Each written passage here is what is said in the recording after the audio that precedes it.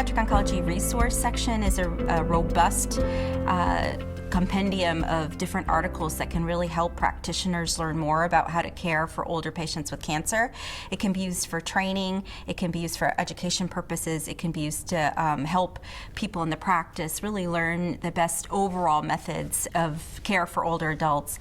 And it can also be used to help with practice change. In addition, there are a lot of research resources in terms of research priorities for geriatric oncology research.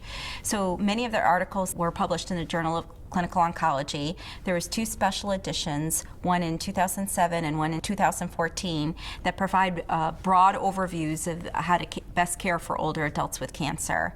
There's also the very important Institute of Medicine report, which was recently published in 2014 to really review and highlight the issues in what's important in trying to improve care delivery to patients with cancer, and really focused on the issues of aging and cancer.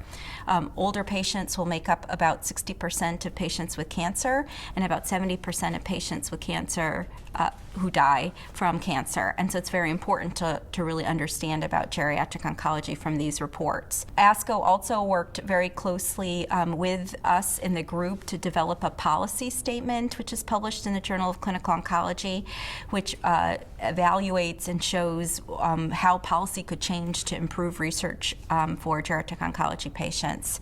And that's also on the website. In addition, there's lots of tools, papers that show tools, geriatric assessment tools that can be used to identify those patients that are at highest risk of adverse outcomes.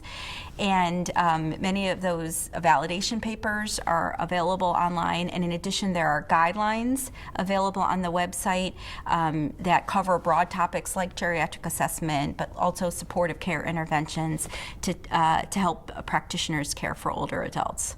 So in terms of fellowship training, as somebody who trains fellows in geriatric oncology, commonly there's very few programs that exist.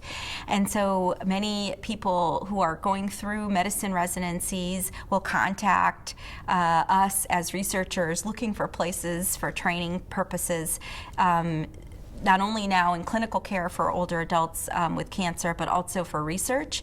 And so as part of this, the GOSIG group put together a list of all of the active sites that are training geriatric oncology fellows and have trained geriatric oncology fellows, so that there's sort of one place that people can go to look for opportunities in this area.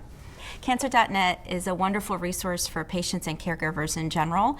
There's a section specifically designed for older patients with cancer and their caregivers, and it talks about things like how to manage other health problems while undergoing cancer treatment. It has specific issues that are relevant to caregivers who might be caring for an older loved one with cancer. So there's information on cognition, falls, other kinds of things that older patients with cancer have to deal with that are more prevalent in this population.